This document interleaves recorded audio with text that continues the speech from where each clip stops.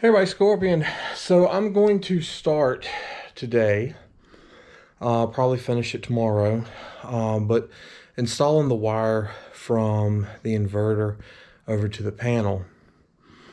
I did reach out to the company and they emailed me back this morning, went to the store and bought the wire for it. But they said it runs 30 amps, max 50 amps. So of course, you've got to get the correct wire for that. And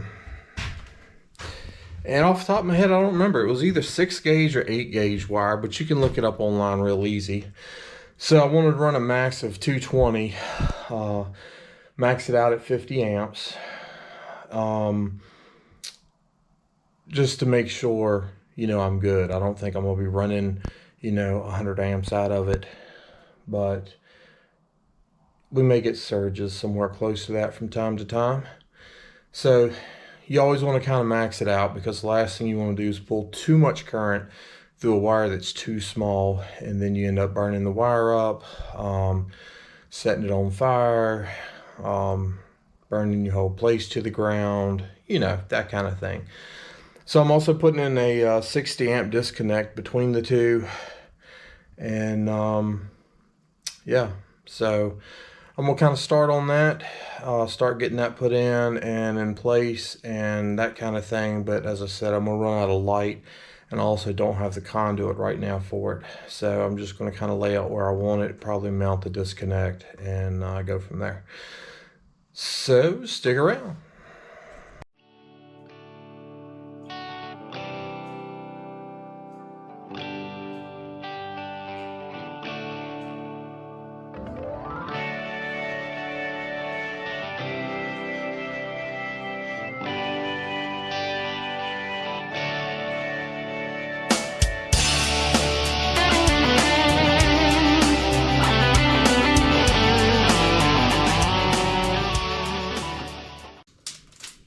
He's like, we sell it by the foot. I was like, hey, all right. Might be a better idea. So I just got 20 just to make sure. As you can see, I got plenty.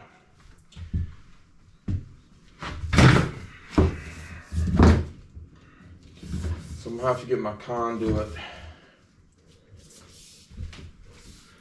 so I can run through. There's a neutral and a ground both in here.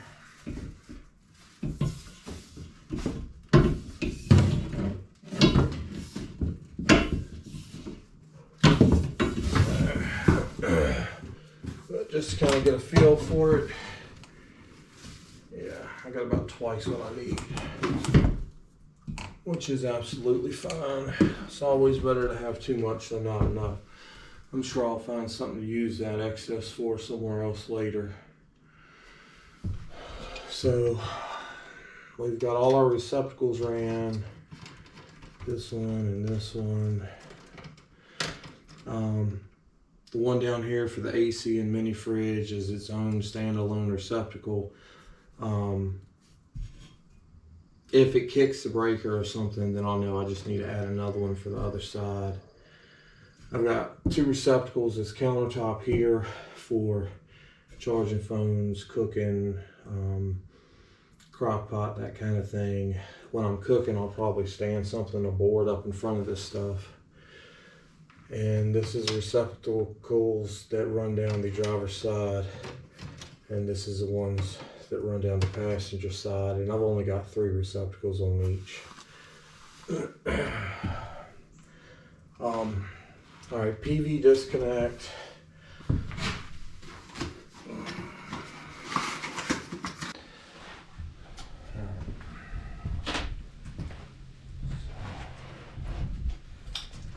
About 3.5.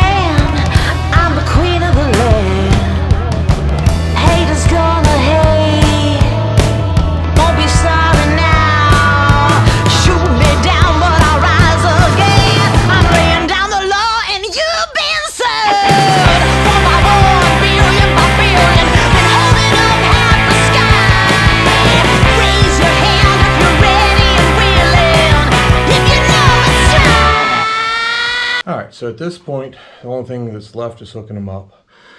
The big black one, the first one I ran through the gray pipe, that's the power from the inverter to the panel that runs everything in the trailer.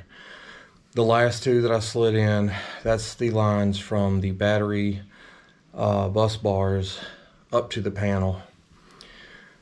So I'm gonna turn y'all around, let y'all look at it and see and show you where everything hooks up.